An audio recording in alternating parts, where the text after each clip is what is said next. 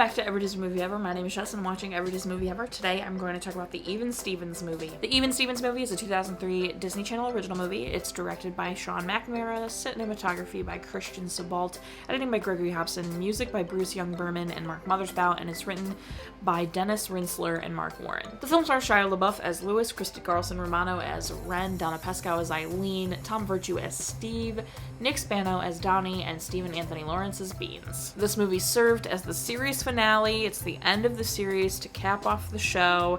It also was the most watched cable television program June 13th, 2003, which is actually my stepbrother's birthday. So that's fun. I think that was his 11th birthday. The cinematography was actually very surprising, especially the lighting for nighttime. Lighting at night is not easy, or shooting in the doing day for night, as they call it, where you shoot in the day and you make it look like night, normally looks bad. I don't think that's what they did. It did look very much like it was probably in a controlled environment. It was probably a set, but the way they made it look like night and it still seemed very much like nighttime but was lit very well was very impressive, and I really was surprised by that. The different themes of music they use, not themes, genres, the different influences they used in the music for this was very fun. Also, any music sting for Beans was also really fun, and then obviously Dream Vacation is a total bop and was an absolute throwback. I hadn't heard that song probably since I saw this movie, but I was able to sing it right away. I was like, Dream Vacation, because I think it was everywhere. I also had Christy Carlson Romano's CD, and I think it might have been on that. So, very good. Another thing that surprised me about this that I didn't remember is this is genuinely funny. Like, there are some jokes in this that took me out. For instance, and a lot of them are really simple. Like, when Louis and Beans are trying to mess up Ren's graduation, and he turned to Beans and was like, "This is my job." Like, it's his job to annoy Ren. That was really funny. And then the one that took me out the most was when they were talking about going on this vacation, and Louis is like hemming and hawing. He is absolutely against it, but everyone else is okay with it and wants to go. Steve, Mr. Stevens, says, "Well, I guess it's unanimous." After Louis has been like, "No, why would we go? Please, no, we shouldn't go. We should stay home and relax," and all this kind of stuff. That took me out. I guess it's unanimous. That was like a clever joke in my mind. And then later, when everything's come out, they ask Twitty something along the lines of like, "Why would you do this? You know, what do you know?" And he says, "Guilt and shame." And that also took me out. And then the reveal of everything kind of was really great. The reveal that they were on a TV show and it wasn't just like actually everything going wrong was so fun. I think that's also just like a really fun idea that they were on some random reality TV show that was pranking them. I thought that was really fun. And then I hated the Muay Thai storyline. I felt really bad for Ren. I thought that was cruel. Even obviously Muay Thai also, well, not his real name, Dave, whatever his real name is. I don't remember what his real name is. Tom? Jason? Jason! I think it's Jason. He also obviously felt bad, but I don't know. I thought it was shallow and kind of bad. Meh. So I wasn't really on board for that, but I get why they were doing it as part of family thing or whatever. But I thought that part of the joke was kind of cruel. And not giving them food was also a little shady, but whatever. I thought it was a fun idea nonetheless. Tim Meadows as the host of Family Fake Out was absolutely fantastic. He did a great job. I love Tim Meadows. I feel like he, kind of is under the radar a lot of the time. People don't really think about him, but he's really funny and really good. He was a standout on SNL for a long time, and obviously Mean Girls and this, and he's just really great. And then this is really superficial, but Christy Carlson Romano's abs in this movie are insane. I was like, dang, Christy Carlson Romano, good for you. Have some stellar abs. And then, obviously, Shia LaBeouf and Christy Carlson Romano absolutely carried this show and They truly are the superstars that stand out in the movie. I know everyone else has been a long-time part of the show as well. Beans is always funny, the dad, the mom, whatever.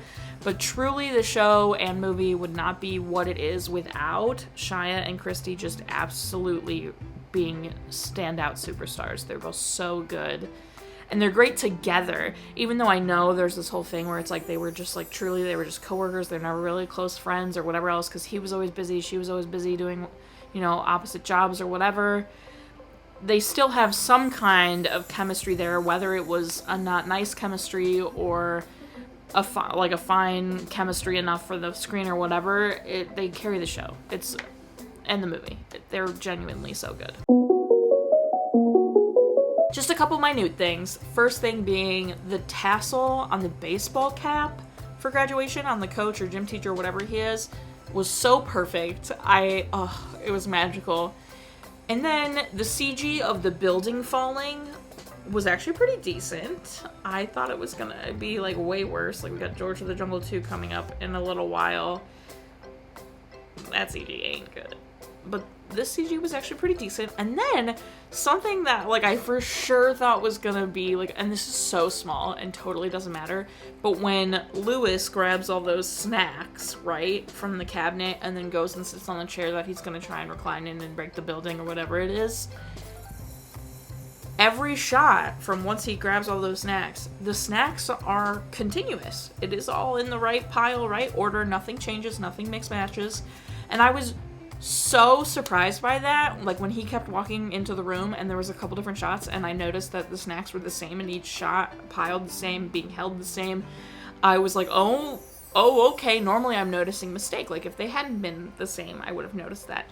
But the script supervisor on this movie, to get all that's like hard to get Shia to carry the snacks in the exact same way. Like, you have to be paying attention. So I really wanted to say, hey, script supervisor, good job. I probably haven't seen this movie since it aired on Disney Channel. It had been a long time, but I remembered the chair, like, not the chair the throne that he sits in, but like the chair that Lewis created where he does like the come to Papa. I remembered that vividly, and I remembered the slug eating very vividly. The second it came to the slug scene, I was like, I remember this. So gross. I had no idea that Ren was graduating junior high. I would have believed high school. I could not believe it when she started saying 8th grade, like junior high graduation. No, homegirl was way older than 14. There was no way, dude. Yeah. Then another moment that I just like, I cherish so much, like, of the actors was between Shia and Christy.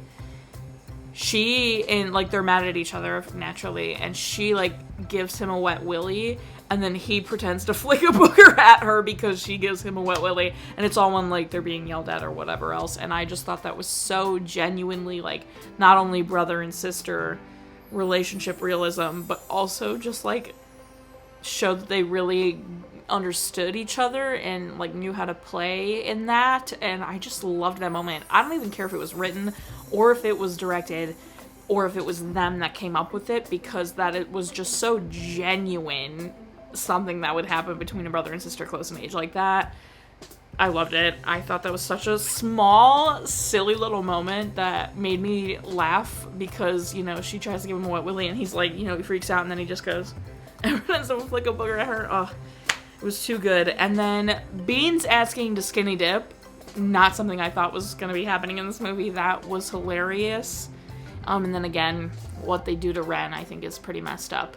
But otherwise, overall, this was very enjoyable, genuinely funny. I would absolutely watch this again.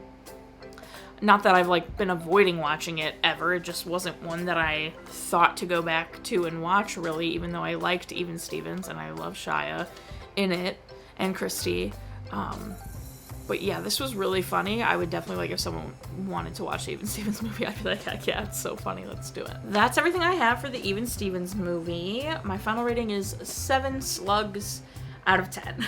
Our total movie count is. Parent death total and cry count are still the same. If you want to keep up with what movie I'm watching when, follow me on Instagram or Twitter. You'll find out what movie I'm watching when. I put up videos every Monday and Friday and sometimes Wednesday. Join Patreon. I got a tier starting at just $1. You get every video a week early, daily trivia, weekly random facts, monthly podcasts. You could get monthly postcards, all that kind of fun stuff. Go check it out. Lots of different tiers. Buy merch. This is not purchasable. This was made one of a kind for me. But there's lots of merch choices. The castle's my favorite. Go ahead and check it out.